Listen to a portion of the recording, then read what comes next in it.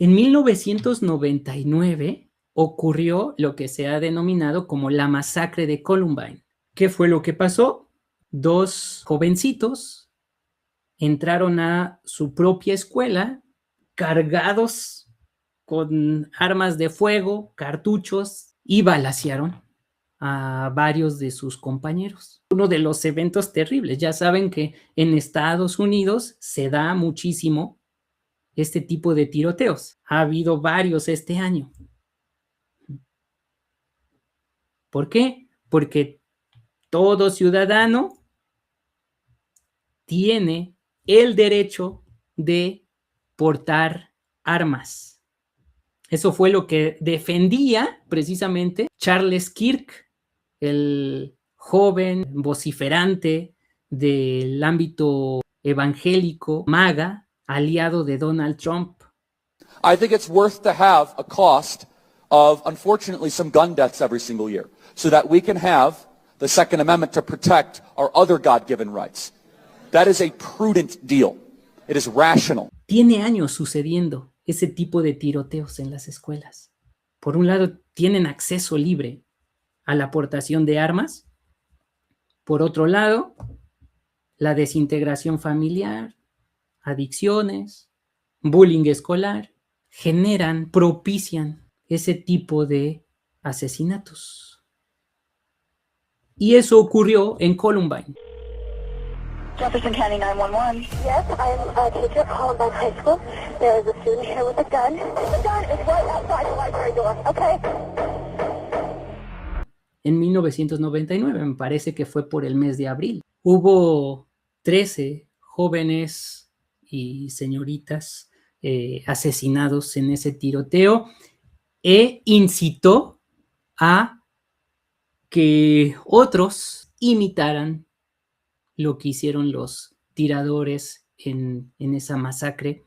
De hecho, ustedes recordarán recientemente aquí en México, a principios de este año, en las pirámides de Teotihuacán, se dio un caso de un tiroteo, un sujeto desequilibrado, maniático, con serios problemas, subió a la pirámide y empezó a disparar a la gente.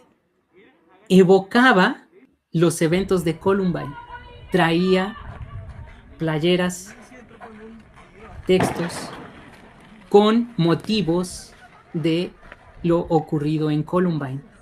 Como indicios relevantes y del material asegurado al perpetrador, se inspeccionó ministerialmente y pericialmente una mochila en su poder que, a la par del arma de fuego que le fue encontrada y una arma punzocortante de marca Smith & Wesson, había 52 cartuchos útiles del calibre .38 especial. Asimismo, entre sus pertenencias destacan literatura, imágenes, manuscritos, presuntamente relacionados con hechos violentos que se tiene conocimiento pudieron haber sucedido en los Estados Unidos en abril de 1999. 1999, los asesinatos en Columbine. Y no era el tema la cuestión de la violencia en las escuelas, el tema no era la cuestión de las armas. Ese asunto nunca se toca. ¿Saben por qué? Porque de igual manera produce muchísimo dinero. La asociación del rifle tiene metidas las manos en el gobierno de manera que no se toque en lo absoluto el acceso a las armas. Y es un negociazo. Es un negociazo. ¿Saben quién gana de estas masacres en escuelas? ¿Saben quiénes son los que ganan en las guerras? ¿Saben quiénes son los que ganan incluso en el narcotráfico? Precisamente los productores de armas de fuego. Los cartuchos, las balas, las municiones que las fabrican, que las venden, que las exportan. El tema no se trata y se apela a que no, es que es un derecho constitucional. ¿Por qué? porque de esa manera yo mantengo mi negocio de venta de armas. Sigo produciendo. Si hay demanda, obviamente va a estar allí el producto. Pero ese tema no se trataba en lo absoluto, no se trata en lo absoluto. Siempre es buscar otros factores, otro chivo expiatorio. En el caso de Columbine, de lo que se trataba la discusión era si los adolescentes estaban preparados para el martirio. Y todo a consecuencia de este libro. She said yes. Ella dijo que sí. El improbable martirio de Casey Bernall. Esa jovencita murió en Columbine. Su madre, unas cuantas semanas después de lo ocurrido, escribió este libro y presentaba así a su hija como una mártir de la fe. ¿Cómo es que llegó a eso? Según la leyenda, uno de los tiradores se acercó a la joven con pistola en mano y le preguntó, ¿crees en Dios? Y ella dijo que sí, de ahí el título. Y entonces, por eso, le disparó y la mató. Así se empezó a contar. Así lo conservó su madre en ese libro. Ese libro llegó a los bestsellers. Por supuesto, si acaba de ocurrir una masacre, tú sacas un libro en el que pones a tu hija como una mártir cristiana que murió por su fe, por decir sí creo en Dios. Incluso no era creo en Jesucristo, ¿no? Sino creo en Dios. Vas a tener un impacto mediático bastante impresionante. Salió en todas las noticias, el libro se vendió como pan caliente, el New York Times lo tuvo varias semanas en su lista de los más vendidos. ¿Y qué ocurrió? En septiembre se publicó esta investigación de CBS y obviamente hubo otros, Washington Post, y resulta que Val Schnur, esta jovencita, fue a quien le preguntaron si creía en Dios. Hubo confusión, le atribuyeron ese diálogo a Casey Bernall y la mamá, quizá en su dolor, quizá en su manera de sobrellevar la pena, la pérdida, escribió todo un libro convirtiendo a su hija en un mártir de la fe, cuando en realidad ese diálogo con ella nunca existió. A quien le preguntaron fue a Val Schnur y ella fue quien dijo, sí, creo en Dios. Sobrevivió.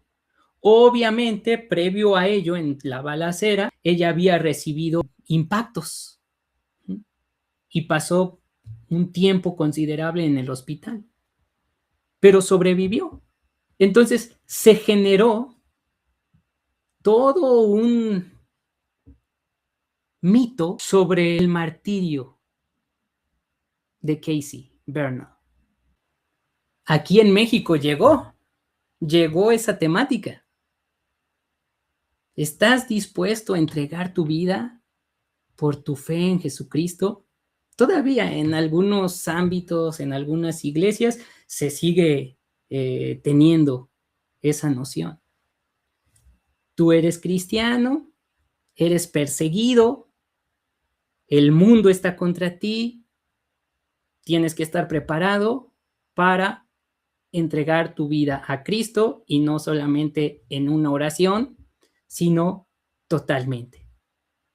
¿Realmente estás dispuesto, dispuesta a morir por Cristo? Ese tipo de enseñanzas